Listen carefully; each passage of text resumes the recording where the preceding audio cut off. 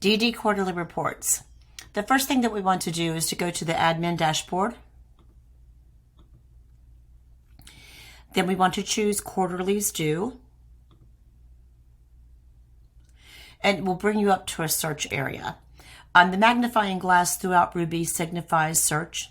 So we want to search, and the first thing we want to search for is what waiver type. So it's the DD waiver and the status of the client. We want to search for our active clients. Pending means that they haven't been processed yet. We don't want to see Medicaid inactive people or discharged. So if you didn't complete this search, you would get all of those things, which we don't necessarily need. They don't need a quarterly report. And then we want to search for the month that we're doing. So if the ISP year begins and ends, obviously we have quarters that end January, February, March, April, May, and so on. So this is February. So let's say we want to work on January end dates that are due February the 10th. All quarterly reports are going to be due on the 10th of the following month. So dates really aren't important here. What is important is when the quarter ends.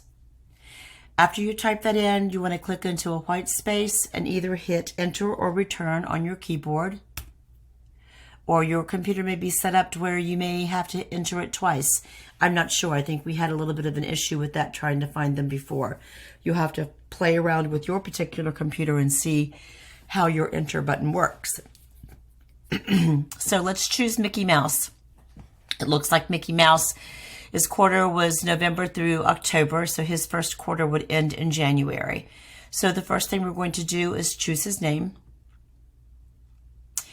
The top gives you the same information that you were seeing before. This portal will show you the last reviews. He had a review in January, one in February, one in December, and one back here in November. So you would choose whatever visit notes you need to include or however you need to reword it. And it can be as simple as copying, coming down, and pasting. Outcomes will be listed in here. When the plan is submitted to WHAMS, whoever is submitting it, usually Ashley, she will make sure that the outcomes are in here. The outcomes will be listed as number 1, outcome, 2, outcome,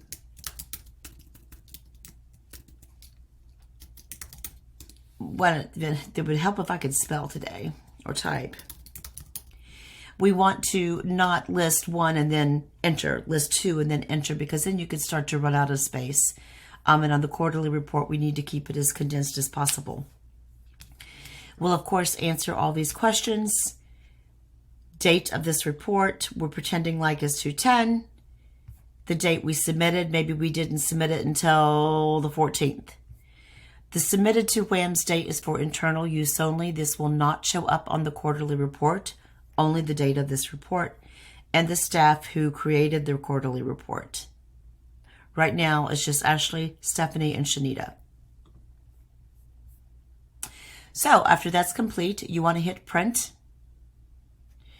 And Stephanie, this is where you can adjust your print size. If the print is bleeding off of the page in one way or another, you can reduce the size of the scaling up or down in order to get the right print for you. But this is what it will look like over here. DD quarterly report, the individual, everything that we need to know. And then you would print this to a PDF. So we'll hit OK. And then we're going to choose PDF. We're going to name it.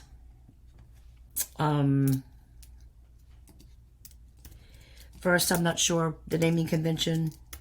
First quarter first quarter report. And then, of course, the name. Ashley, I'm not sure what your conventions are, whether you also include the year end of the ISP year or how you do that, but everybody just be on the same page with that, please. And then hit save. And then that PDF will be what is uploaded into WHAMS, and also it will be in the individual's file, Dropbox file, under the name Quarterly Reports. So we'll get back to quarterlies due. And after that's complete, we'll simply put a check mark there. Now, if they're submitting for the next quarter and the quarterly report hasn't been done and the outcomes may change, I'm going to have to set up a separate table to where we can have more than one set of outcomes for each individual, and I haven't done that yet. But we've got 30 days before that's going to affect us, and I will get that done by then. And when that happens, and after the fourth quarter report is done, then you can go through and uncheck everything. So you'll know that you need to start all over again. So that's quarterly reports. To get back to where you need to be, you're going to find this little purple blob, a little bit of everywhere, and it's always going to take you to the same spot. If you hit it, it's going to take you back to the admin dashboard. Thanks.